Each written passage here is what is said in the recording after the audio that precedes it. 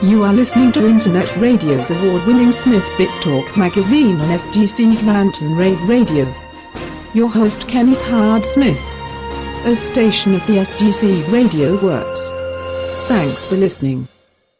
Your host Kenneth Howard Smith. And I want to thank each and every one of you for hanging in there with me today. Well, today is a sad day. Kind of in the judicial department, and it's a sad day for our community of the Antelope Valley. We lost a great saint there, Mother Mable Murphy. God, one of the great ladies, along with my mother, Louise Gilchrist, Reggie's mother, Reggie Gray's mom, Mother Graves, and their mother, Mother Jordan, and Mother Lucinda Smith. These ladies, when we were kids, they started our first church in Roseman, which is still there. These ladies put their hands together, put their aprons on, and they made Sunday dinners, pies and cakes, and they sold, oh Lord, Sunday, Monday, they sold everywhere they could sell, and they raised enough money to buy the land to build the first church in Roseman out there on 60th Street. And I tell you, Mother Murphy, her children, great kids, no run-ins with the law ever. They became bankers, professional baseball players and managers, professional secretaries of industry, great moms, great dads. Just a great, great person. She traveled all over the world. Her husband, Sergeant Murphy, is the reason why I joined the Air Force, because I loved his uniform. It was blue and all them stripes on it. Man, I tell you what, family was fantastic. Probably one of the greatest families ever in our community. We're going to miss Mother Murphy, but I tell you what, she leaves a legacy behind that's absolutely fantastic. I tell you, when she danced with the angels, she did a job well done. Well done. There's got to be no tears for her. I mean, only tears of joy. This lady was exceptional. Her children were exceptional and are exceptional. Her grandkids are exceptional. I mean, a real role model. And she'll be missed. You know, another end of an era in our little town of Roseman. And tell you what, the Antelope Valley is not going to be the same without Mother Murphy. Like I said, it was a great time for her. So anyway, going to continue on. I'm going to say a little bit about Mr. Manafort. Man, I tell you, I was sick. I mean, here this guy gets 47 months for all the stuff that he did. I mean, working with foreign governments, money laundering, overturned the country. Thousands of people died because of this guy. And all he gets is 47 months in prison. Well, it goes to show you that our country's legal system is just what it is. There's laws for the poor and there's laws for the rich. And if you're white and rich, there's another laws for you. Okay? Our country is totally screwed when it comes to laws. I mean, hey, as you know, I went to law school.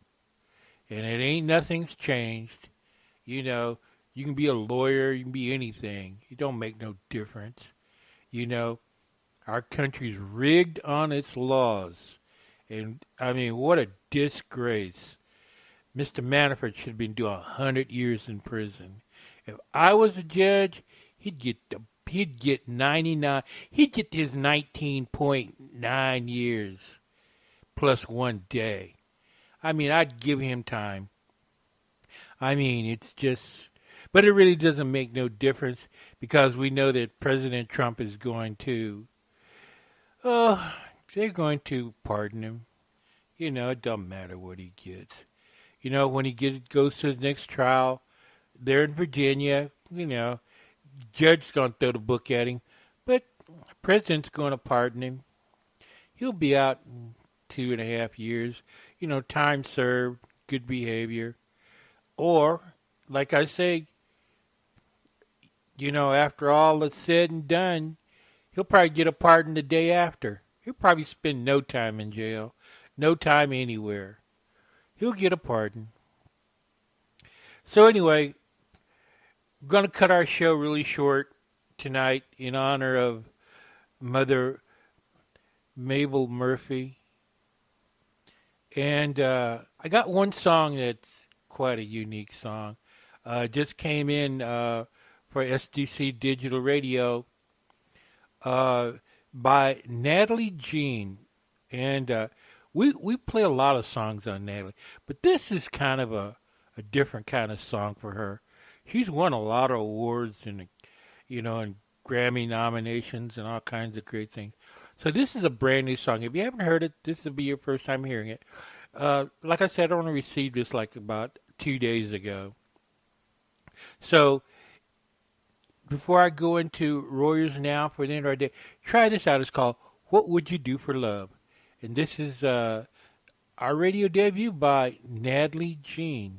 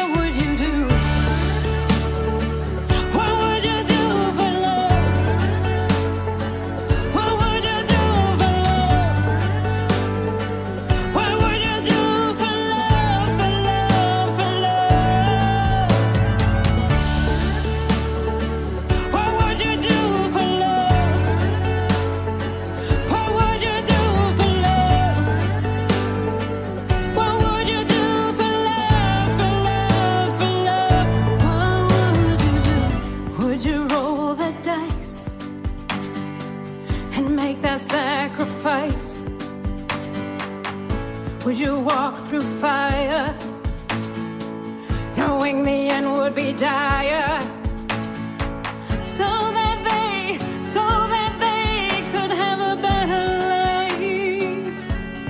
Tell me what would you do? Some say I would never do those things, but you never know what you do in the name of love. In the name of love, I'll tell you what I do.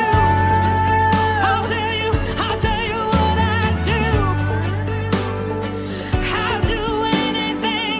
I'll do anything. I'll do anything for love. I'll do anything for love. I'll do anything. This is a radio station of the SDC radio networks. Lock it on to the best station on the net, around the planet on the World Wide Web. The Daily Dose. Don't go anywhere. In the mix. Anyway, there you have it. Natalie Jean, what would you do for love? And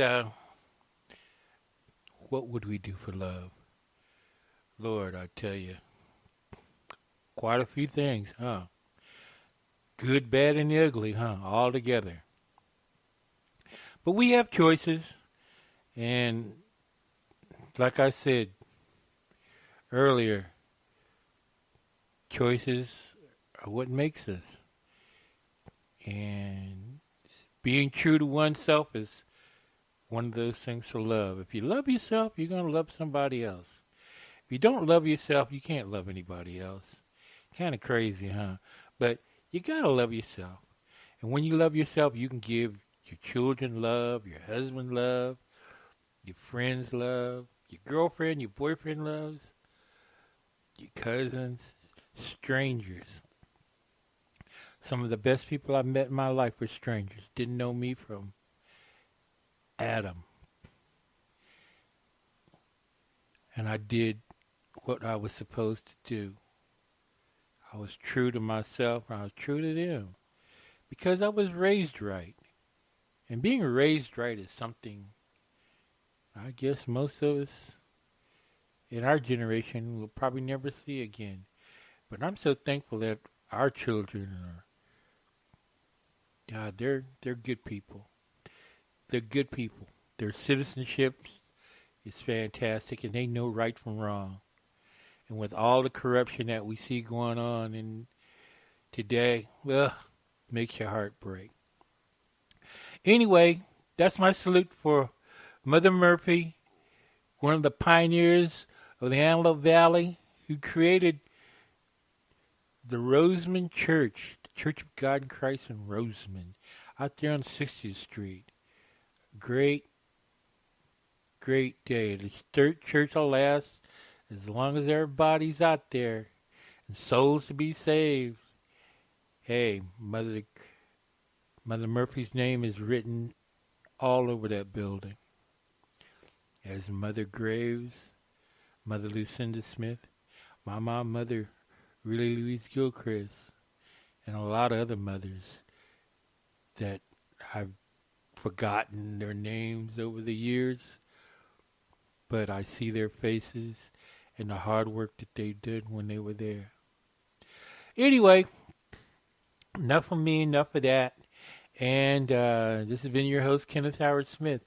And we're going to go in with Royers Now for this evening. And hope to see you soon. And I thank you very much for hanging out with me. See ya. This is Reuters Now. The controversy over comments made by freshman Representative Ilhan Omar culminated Thursday in a House of Representatives resolution denouncing anti-Semitism, Islamophobia, and white supremacy. The Minnesota representative came under fire last month after appearing on a panel in which she questioned why it's, quote, okay to push for allegiance to a foreign country. In the context of the discussion, that country was understood to be Israel, and her question seen by some as anti-Semitic. The resolution does not name Omar, a Muslim American, and prior to bringing it to the House floor Thursday, Speaker Nancy Pelosi said this. I feel confident that her words were not based on any anti-Semitic attitude, but that she didn't have a full appreciation of how they landed on other people, where these words have a history and a cultural impact that may have been unknown to her. Omar has been critical of Israel in the past, prompting Republicans to insist she be removed from the House Foreign Affairs Committee, and backlash from President Trump. Among those who have come to her defense, fellow freshman Congresswoman Alexandria Ocasio-Cortez, who tweeted, quote, if we called resolutions on sexist statements, a good chunk of Congress would be gone. Pelosi on Thursday said that despite believing Omar's latest comments were not intended to be anti-Semitic, the House had an obligation to, quote, remove all doubt. If that's how it was interpreted. He is a cheat. After blockbuster testimony and closed-door congressional hearings, Michael Cohen on Thursday sued the Trump Organization, accusing it of reneging on its contract with him by refusing to cover legal fees and costs to the tune of $1.9 million. In a complaint filed in New York State Court, President Donald Trump's former personal lawyer and one-time fixer said the Trump Organization refused to pay him the money he says he was owed after it became clear he would cooperate with investigators. The lawsuit comes a day after Cohen's lawyer Lanny Davis said in an interview that Cohen's former legal team reached out to Trump's lawyers seeking a pardon after the FBI raided his home and office last year. I am here under oath. That admission now raising new questions about whether Cohen told the whole truth in his public testimony last week. He answered every question that was put to him by members of both parties. On Wednesday, House Intelligence Committee Chairman Adam Schiff told reporters that Cohen was cooperative in closed-door testimony and that the 8-hour hearing was, quote, very productive. Cohen heads to prison on May 6th after pleading guilty in part to lying to Congress during his testimony in 2017 about the president's pursuit of a Trump Tower in Moscow, which Cohen now says continued well after he clinched the Republican presidential nomination. The last time I appeared before Congress, I came to protect Mr. Trump. During the 2016 campaign, Trump denied he had any business dealings with Russia, but has since defended the proposed tower project. There would be nothing wrong if I did do it. North Korea may not only be rebuilding missile sites, a new report says it might be gearing up to make long-range missiles again. According to South Korean media, there's been new activity at Sanumdong, the plant that produced the North's first intercontinental ballistic missiles. Cargo vehicles have been spotted moving around this site, and local reports say South Korea's spy chief sees this as missile-related activity. Reuters South Korea Bureau Chief Soyoung Kim has been following the story. The only promise North Korea made so far is that there won't be any more testing of weapons. Currently, there's no deal about North Korea stopping nuclear and missile development. And now that they failed to reach a deal in Hanoi, there may be few incentives for North Korea to voluntarily discontinue its weapons program, and we may see more reports of continuing activity. Just last week, the second big summit between Donald Trump and Kim Jong-un broke down after the two sides couldn't come to an agreement on denuclearization. And since then, there have been sparks of activity in the north. On Tuesday, 2 U.S. think tanks and the South Korean spy agency released reports saying that the North Korean rocket site Sahae was being rebuilt. It's the very site that Kim promised Trump he'd dismantle during their first summit in Singapore. I would be very, very disappointed in Chairman Kim, and I don't think I will be, but we'll see what happens. From North Korea's point of view, they are above and beyond their duty by voluntarily destroying nuclear test site at Punggye and starting to dismantle Sahae. They now feel that the U.S. has not taken reciprocal action, and they might be trying to signal to the United States that if there is no deal, North Korea will carry on with the weapons program, and therefore time is running out for the U.S. to try to reach a deal. On Monday, U.S. Secretary of State Mike Pompeo said he's looking to send a delegation to the North in the coming weeks. but that he had no commitment yet. What has become clear through the various testimonies is that over the past months, there was an erosion of trust between my office, and specifically my former principal secretary, and the former Minister of Justice and Attorney General. In his most comprehensive attempt to address a controversy that could threaten his re-election, Canadian Prime Minister Justin Trudeau said he's made mistakes handling a case involving allegations of bribery and political pressure. Trudeau on Thursday attempted to assure Canadians there was no breakdown of the country's rule of law or the integrity of institutions. Reuters Canada Deputy Bureau Chief Danny Thomas has been following this story. At the heart of this crisis is a company called SNC-Lavalin, which is a Montreal-based construction and engineering company. It employs about 9,000 people in Canada, and this company was charged in 2015 by Canada's Public Prosecution Service for bribing Libyan officials to win contracts in that country between 2001 and 2011. SNC-Lavalin is facing fraud and corruption charges for those alleged bribes, and if convicted, could be blocked from competing for lucrative federal government contracts. Last month, the government's justice minister quit, claiming senior officials had pressured her to go easy on SNC-Lavalin. That brought the simmering crisis to a boil. Another cabinet minister quit this week, saying she'd lost confidence in the government. Then Trudeau's top aide resigned. Political analysts say Trudeau is safe for now, but he can't afford to make another mistake between now and the October elections. Meanwhile, SNC-Lavalin said the firm was hoping to avoid trial. It says the executives accused of wrongdoing had already left the company, and it's since revamped its ethics and compliance systems. Trudeau has said he's worried about job losses if SNC loses business, but he denied his office put inappropriate pressure on the former justice minister.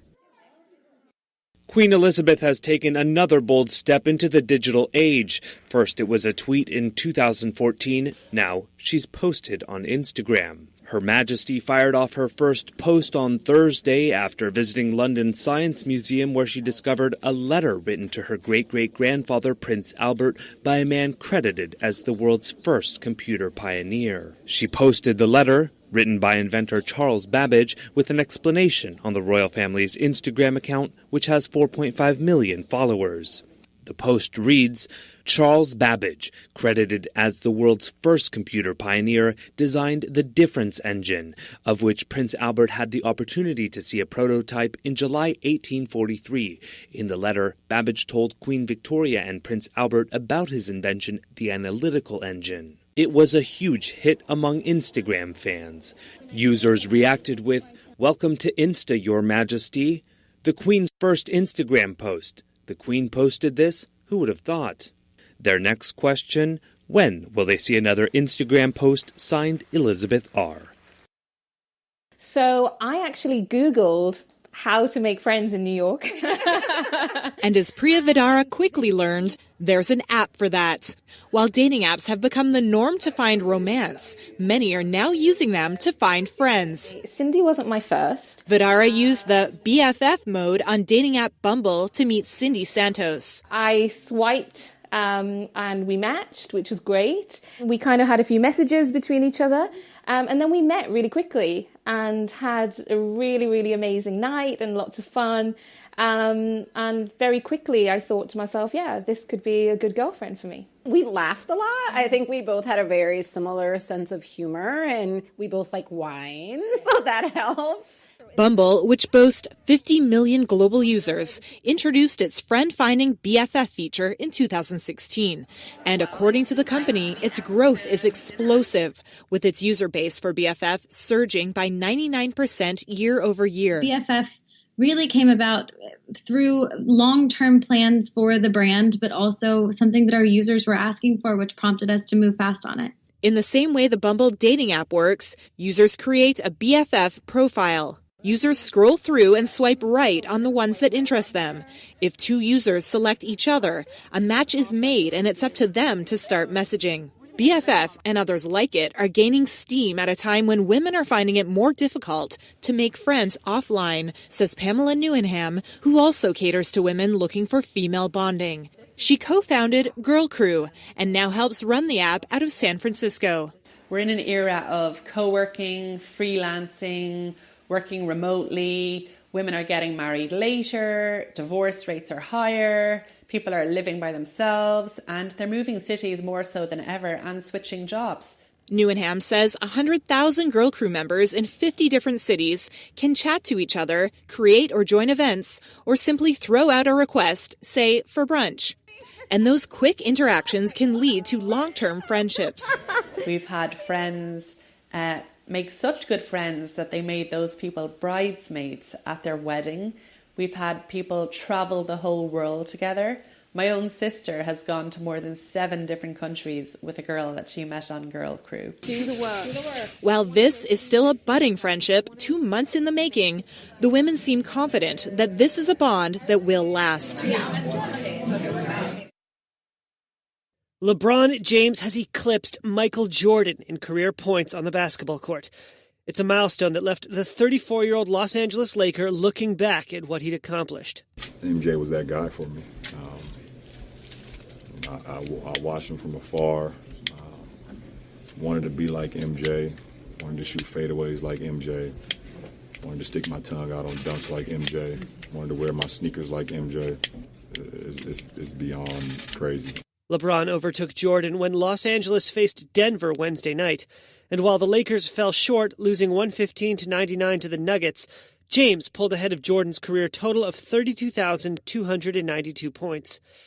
LeBron entered the night 12 points behind in that contest. He pulled even when he drained a 19-foot jump shot in the second quarter, and a minute later, topped the Hall of Famer with a layup. My high school best friends, they text me. And they just, they can't believe it. I can't believe it because we just remember, walking up and down, the Akron streets with a basketball, just, singing, I want to be like Mike. James now sits with 32,311 career points, behind only Kobe Bryant, Karl Malone, and former Lakers superstar Kareem Abdul-Jabbar, who is number 1 with 38,387 points to his name. You're up to date. Check back later as stories develop.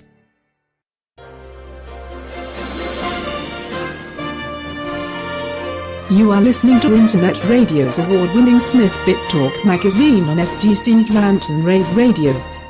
Your host Kenneth Howard Smith. A station of the SDC Radio Works. Thanks for listening.